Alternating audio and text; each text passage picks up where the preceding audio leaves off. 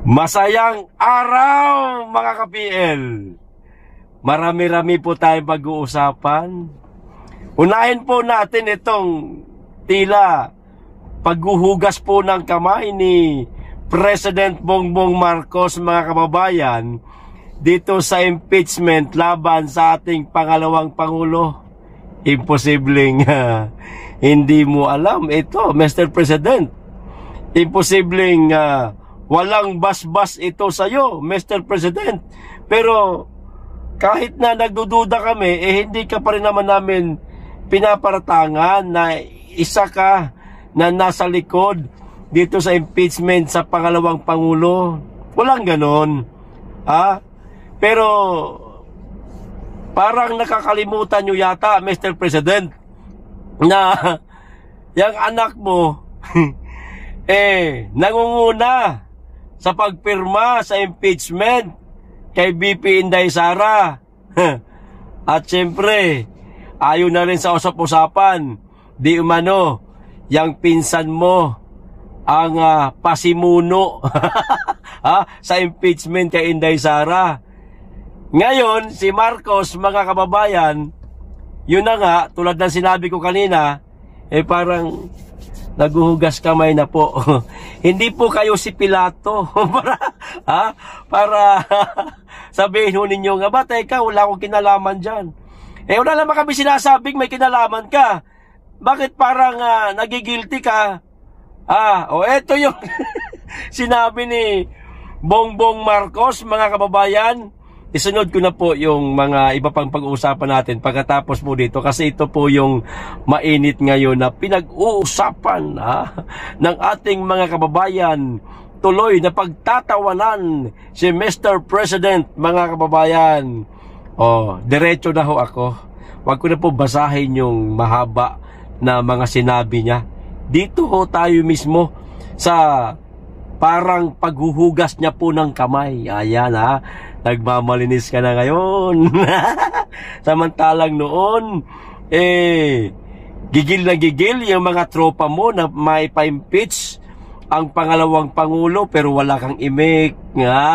Hindi mo sila inaawat. Di tulad ni dating Pangulong Duterte na meron palang impeachment laban kay Leni Robredo, pero mismong ang dating Pangulong Duterte ang nagsabi, guys, huwag niyong ituloy yan.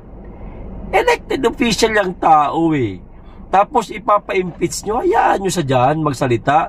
Demokrasya tayo, ganon. Pero ikaw, nanahimik ka. Tapos ngayon, parang naguhugas kamay ka. Yan ka na naman. Ito sinabi niya. Siyempre, may nagtatanong, sorry. Sabi niya, sorry siya, mga kababayan, problema ninyo yan. Ibig sabihin, nitong mga taong gustong mapa-impeach siguro si BP Inday Sara. Hindi ako nang hihiram ng problema. Natatakot din pala itong mama na ito. That's your problem. Kayo daw, Speaker Romualdez, Sandro Marcos, at mga pumirma pa sa impeachment kay Inday Sara, problema nyo raw yan. Papaano yan? Tinalikuran na kayo. It will be highly improper for me to tell my friends in the Senate and House na ito ang dapat ninyong gawin. Highly improper pa yon. Pati ako ma-impeach kung gagawin ko yon, dagdag ni Marcos, mga kababayan. Buti alam mo.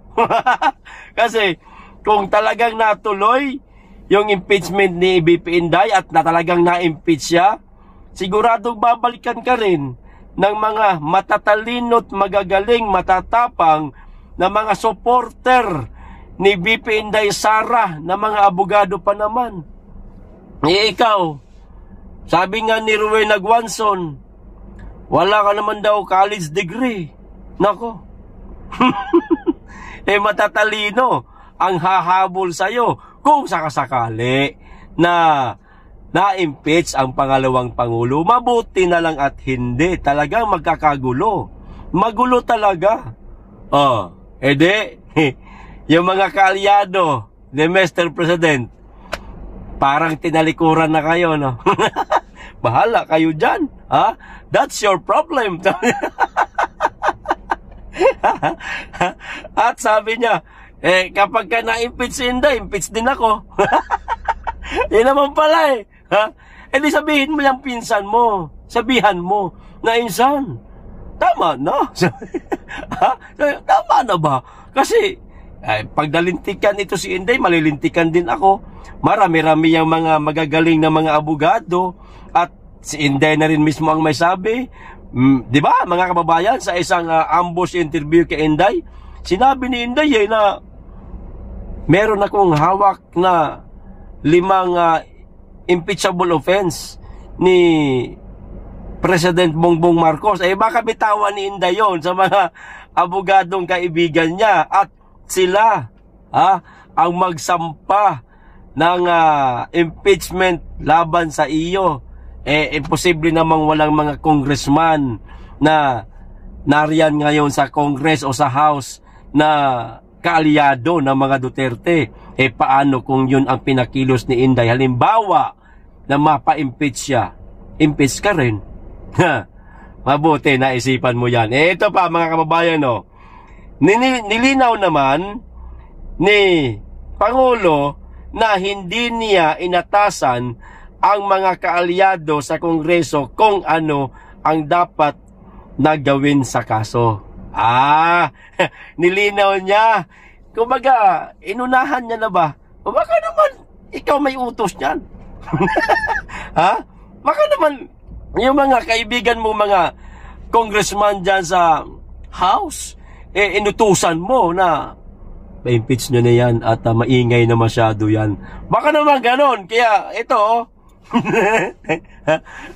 nilinaw mo kunwari, pero kung iintindihin to ng mga kaibigan nating mga nakamasid sa'yo, Mr. President, paghuhugas kamay ho ito. Diba, mga kababayan? Hugas kamay siya Takot din, higit sa lahat, takot din siya na mapa-impeach siya. Bahala kayo sa problema nyo. Labas ako dyan. Parang ganun ba? Wala akong kinalaman dyan.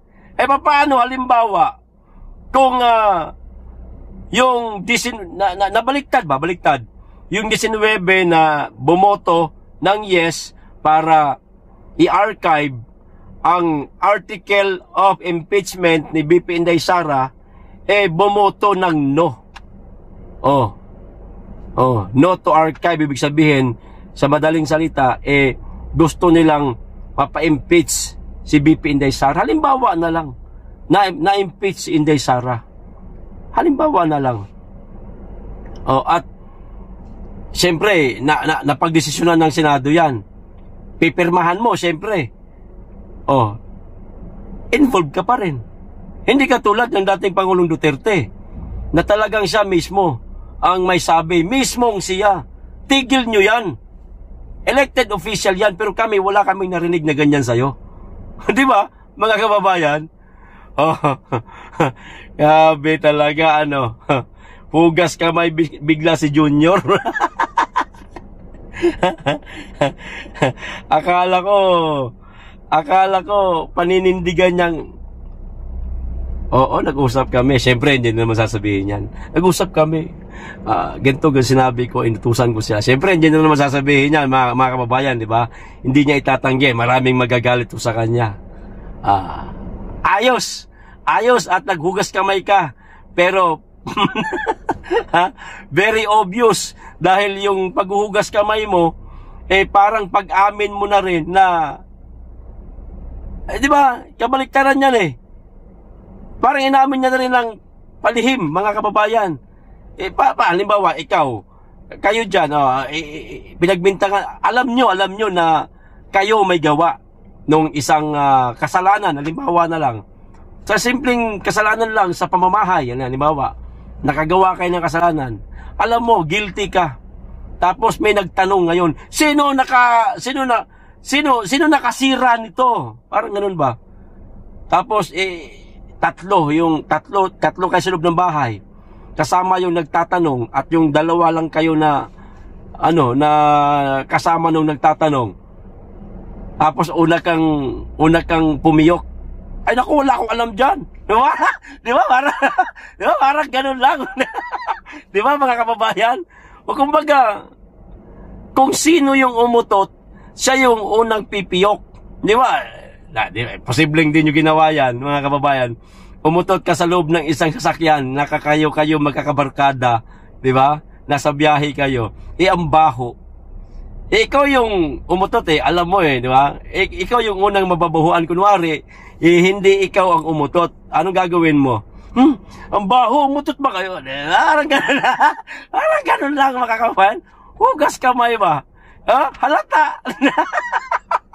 Sabi ko sa inyo kayo ba naniniwala, mga kababayan, na walang kinalaman si Presidente dito sa impeachment kay BP Inday Sara? Nagtatanong lang po ako sa inyo ako naman, yung binigay ko kanina na mga sample lang naman yon. Posibleng totoo, posibleng hindi. Di ho ba?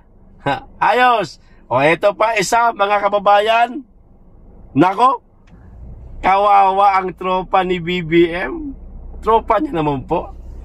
Di ba si Boying Rimulya nag-apply po sa ombudsman? Alam niyo ho ba nangyari, mga kababayan? Ligwak ho Ligwak. Hindi ho tinanggap yung kanyang yung kanyang application, mga kababayan. Saglit lang, babasahin ko, mahina lang po yung signal. Naglo-loading pa. Patay na. Paano yung mga dedepensahan nyo di umano? Ang dahilan bakit hindi tinanggap ang application ni Rimulya sa ombudsman? Di umano, meron pang binakaso tong mama na ito. Bueno, ipakita ko na lang. Hindi makita. Si Boying, Ayan. Bawal may kaso. Diyan pa lang, bawal may kaso. May kaso ka pala, Boying. Ang lakas ng loob mong mag-apply sa ombudsman. Boying Rimulya, laglag sa ombudsman race. Patay tayo dyan. Diniskwalipika ng Judicial and Bar Council o JBC si Justice Secretary Jesus Crispin Rimulya sa pagtakbo bilang ombudsman, ayon sa source ng abogado.com.ph nitong Biyernes, Agosto 8. Ayon sa source na humiling na huwag pangalanan dahil wala itong pahintulot na magsalita ukol sa usapin, ang diskwalifikasyon kay Rimulya ay bunsod ng kasong nakabinbin laban sa kanya sa ombudsman. Ayon, kaugnay ng pag-aresto at pagdala kay dating Pangulong Rodrigo Duterte sa dahig. Ayon, kinasuhan siya doon, mga kababayan. Siguro yung nagsampa ng kaso kay Rimulya sa ombudsman dahil sa pag-aresto at pagdala nila sa dating Pangulo sa dahig, baka na-anticipate na ho nila, mga kababayan, na baka isang araw gusto nito maging ombudsman. Mag-a-apply itong mama na ito. Di ba? Sampahan na natin ang kaso. Para kapag tawag nito yung sasalain na ba kung karapat dapat, ano tawag doon? Basta nyo na yun, sasalain na kung karapat dapat bang tanggapin sa ombudsman itong si Boying, makikita, abay teka, Meron pong kasong nakabinbin itong mama na ito, hindi siya maaari. Ayun, naunahan. Yari na, mga kababayan. Laglag. Oh, naipaalam na umano ni Remulla sa mga opisyal ng Department of Justice na hindi na siya kandidato para sa posisyon sa ombudsman. Guys, wala. Ligwak ako, guys. Hindi ako pwede. Kasi merong nakabinbin na kaso. Sus, sayang, boying. Kung naging ombudsman ka, no? Eh di sana malilinis mo yung kaso mo. Paano na yung mga tropa ninyo na tawag nito? Dedepensahan di umano ninyo. Ayon sa ating mga kababayan, kwento-kwento lang naman yan. Pwedeng totoo, pwedeng hindi. Kwento-kwento lang. Walang katotohanan.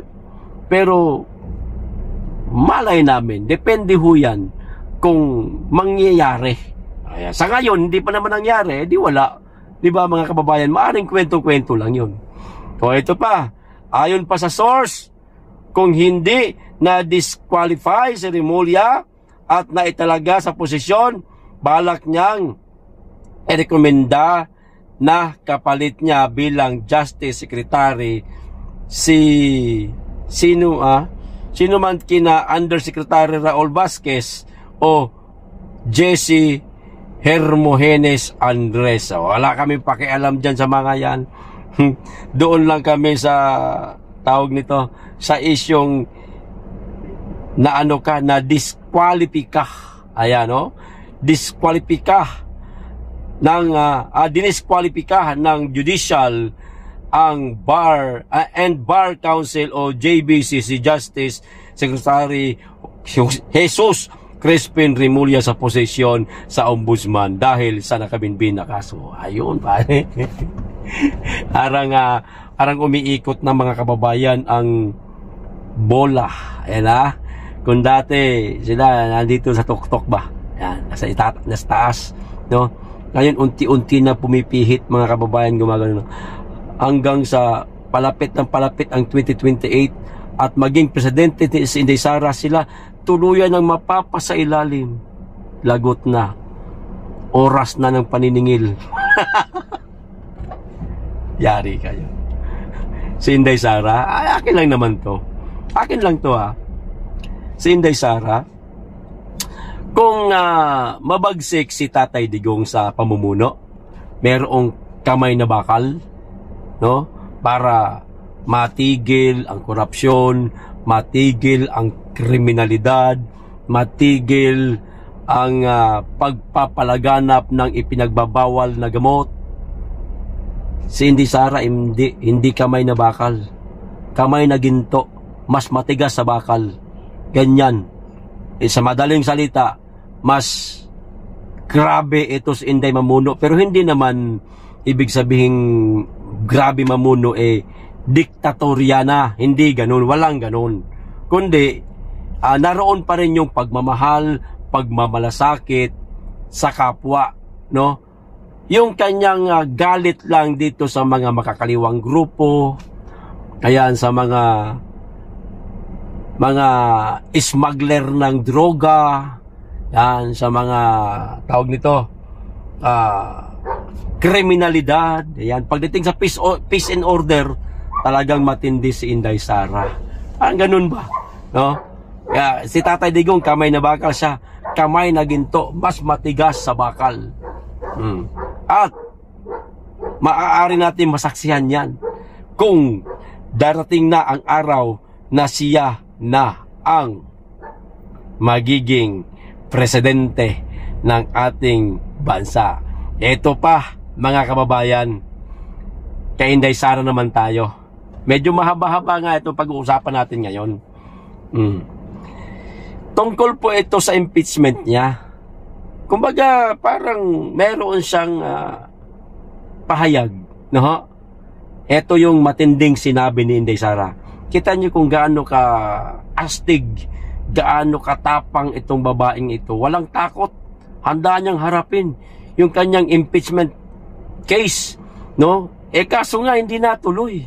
Parang nanghinayang patuloy si Inday, mga kababayan, sa hindi natuloy na impeachment laban sa kanya. Ito, I wanted a bloodbath. Kita nyo na? Itutuloy na talaga.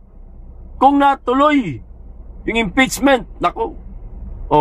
Muling iginiit ni Vice President Sara Duterte na gusto niya ng bloodbath sa kanya. Sanang impeachment trial, ngunit hindi na raw ito matutuloy dahil nagpasya na ang Senado na i-archive ito. Wala. Ito yung mismo sinabi niya. I wanted a bloodbath, meaning I wanted all the pieces of evidence from the prosecution and all the pieces of evidence from the defense presented for everyone to see. But unfortunately, wala na ito sa ngayon. Tuloy nyo. Sa susunod na taon, pwede pa naman kayong mag-file ulit ng impeachment case kay BP Inday Sara. Hindi naman pinagbabawalan ng konstitusyon o ng Korte Suprema Pwede pa naman kayo. Ituloy nyo para matuloy to. Kasi yan pala ang gusto ni Inday Sara, sayang. Umikli tuloy yung mga mga pagmamarites natin tungkol sa politika, mga kababayan. Kasi kung natuloy yung trial kay Inday Sara, nako, marami-rami tayong aabangan ng mga pasabog ni Inday Sara. Sayang. Kasi kung natuloy yun, marami tayong malalaman. Sa ngayon, wala na kasi hindi nga natuloy, mga kababayan.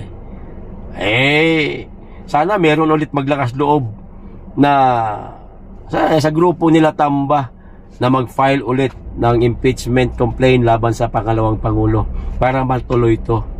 Sana lang papaano kung iba ang mag-file ng impeachment pero hindi kay BP Inday Sara, kay Pangulong Marcos na.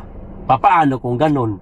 Nagtatanong lang ako hindi ako nananawagan ng mga mambabatas. Pailan nyo ng kaso ng impeachment si Bongbong Marcos. Wala kasi nasabing ganun na wala. Papaano lang? Halimbawa, si Duterte Youth Party List. Di ba? Meron siyang inihain na impeachment laban kay President Marcos. Paano kung hindi lang pala si Duterte Youth Party List o si Ronald Cardema ang gustong maghain ng impeachment complaint laban kay Marcos, para kung meron pa palang iba. Paano yan? Halimbawa, ganun. Mga kababayan, walang bloodbath si Marcos. Wala siyang bala. Wala siyang may ka-counter. Ay ba, matutuluyan siya. Kamalas-malasan. Mga kababayan? Ito pa isang balita. Mga kababayan, buti pa tong... ito, maganda to. Ito. Nako, nakakalungkot, mga kababayan, Alam niyo ho bang ang mga, ang mga Duterte Black, mga kababayan, di umano, iniipit, di umano ang pondo. Mga Duterte Black. Ito, nabasa ko po ito, mga kababayan, dito sa page na nagngangalang General Bantag. Ewan ko kung makita nyo dyan. Pakita ko na rin nga. Ayan General Bantag. Di ba? Eto, basahin ko. Medyo mahaba. Hindi nyo na makita ng buo kasi pag na-click mo na, doon palang lumalaki. Ito rin ito. Ayan, tsaka palang lumaki. Di ba? Ito sabi, pondo para sa proyekto ng oposisyon at Duterte Black, iniipit umano ng Malacanang at DBM ayon kay Senator Amy Marcos. Kita nyo na? Kita nyo na, mga kababayan? Ha? Pati pondo para sa proyekto na papakinabangan sana ng ating mga kababayan, iniipit ng Malacanang at di umano ng DBM. Sino may sabi? Si Amy Marcos. Grabe, no? Hindi lang naman ang mga Duterte Black ang makikinabang niyan sa proyekto na yan kundi yung ating mga kababayan Pero iniipit pa nila. Ayaw talaga nila makita na itong mga Duterte Black, itong aliado ng mga Duterte, merong magawang mabuti sa ating mga kababayan. Gusto nila sila lang, mga kababayan. Ganyan ho sila kasalbahe, no? Ha? Ako ba may sabi nito? Hindi. Binasa ko lang. At sino daw may sabi? Si Amy Marcos. Kawalang hiya ninyo naman. Isantabi niyo po muna yung politika. Unahin po muna natin yung kapakanan ng ating mga kababayan. Kung meron mang isang Duterte Black o aliado ng mga Duterte na humingi ng pondo para sa proyekto nila, ibigay nyo po. Hindi nyo naman pera yan kakapal naman ang mukha ho ninyo. Hindi ho nyo pera ho yan ng mga kababayan. Tayo, atin lahat yan. Mula yan sa tax natin. Taxpayers money, ika nga. Tapos, pipigilan ninyo dahil kaalyado ng mga Duterte? Grabe naman ho kayo. Tigil niyo po yung pamumulitika. Unahin po natin yung kapakanan ng ating mga kababayan. Sabi na mabuti pa itong isang mama. Ito pa isa. Last, mga kababayan. Huling ibabalita ko sa inyo. Buti pa itong isang pribadong kumpanya o isang kilalang negosyante nangako na siya ang magre-resolba sa nararanasang mga pagbaha sa Metro Manila. Walang iba, mga kababayan, itong si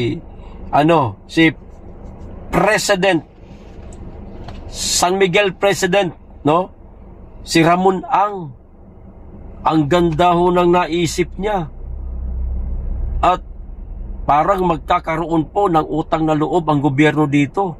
Dahil ni Singkong Duling, wala siyang hihingin na counterpart mula sa gobyerno para solusyonan ang mga pagbaha sa Metro Manila. Ito yung napakaganda niyang sinabi,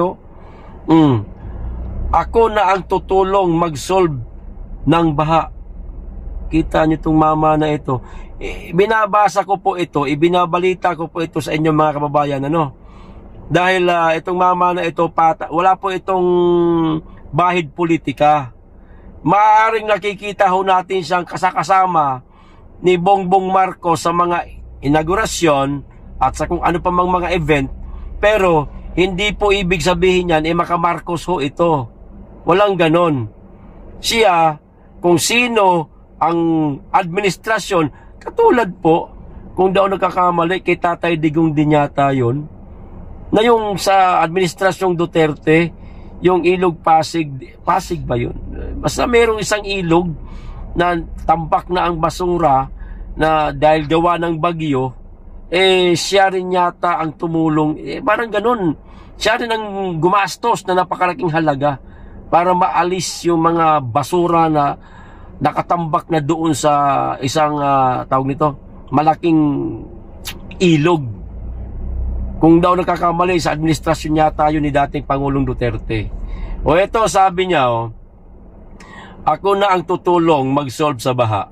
Nangako ang presidente ng San Miguel Corporation na si Ramon Ang na personal niyang tutulungan personal niyang tutugunan ang matagal nang iniinda ng mga Pilipino, ang matinding pagbaha sa Metro Manila. Kita nyo na? O, ito yung mismo sinabi niya. Ako po, San Miguel o ang San Miguel, Ramon Ang, nagbo-volunteer ako ngayon. Ako nang tutulong sa buong Metro Manila mag-solve ng baha at no cost to the people. To the people. At no cost to the government. Aniya sa naganap na pagpupulong kasama ang ilang alkalde ng Metro Manila sa SMC Head Office sa Pasig ngayong Biyernes, Agosto 8, 2025. Ako na mag-solve ng baha. Yan po ang sabi ni Ramon Ang. Kagaling nitong mama na ito Pero napakaraming mayayaman na malalaking negosyante sa ating bansa, mga kababayan, pero hindi ho ito naisipan. Tanging si Ramon Ang lang. Hindi po ito politiko. Wala po itong bahid na makamarkos, kundi patas lang. Sa madaling salita, yung kanyang yaman, yung kanyang mga ari-arian, yung kanyang pera,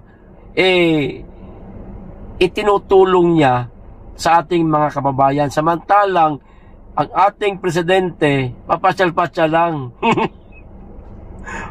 Hindi mo naisip to. Hindi natin to narinig kay Marcos, mga kababayan. Wala. Re-resolbahin natin ang baha sa Metro Manila. Wala. Ano sabi niya? Iipunin ang tubig. Para magamit daw sa panahon ng tag-init. Tapos kumuha sila ng magic timba, lagay doon yung tubig baha. Magiging malinis daw paglabas, iinumin. Ikaw na lang, suluhin mo. Ikaw uminom. Yun yung solusyon niya. Ipunin ang tubig. Magpapagawa kami ng napakalaking tangke sa bahay namin para kapag ka nagbaha, ipunin namin ganon. Pauubos ba namin yan? Itong mama na to, pang magic ang utak. Pang inkantadya utak nito si Marcos, mga kababayan, matindi. Believe ko ako sa mama na to. Ang lupit mo, Nyor. Si Ramon Ang, trabaho mo sana to. Siya ang gumawa. Hindi mo naisip to. Pero yung pribadong tao, pribadong kumpanya, napakagaling, naisipan niya. Nagmalasakit, magpapaluwal ng malaking halaga ng pera para resolbahin ang matagal nang iniinda ng ating mga kababayan ng mga pagbaha sa Metro Manila. Pero ikaw wala. Pinaiinom mo pa sa tao yung ay, Ginoo ko. Ngayon lang ako nakaranas ng isang presidenteng pang-inkantadya kung mag-isip. Magic, mga kababayan. Diba? Tindi mo nyon. Hanggang dito lang po, mga kababayan. Maraming salamat. Mag-iingat kayo lagi at higit sa lahat, mahalin natin ang Pilipinas.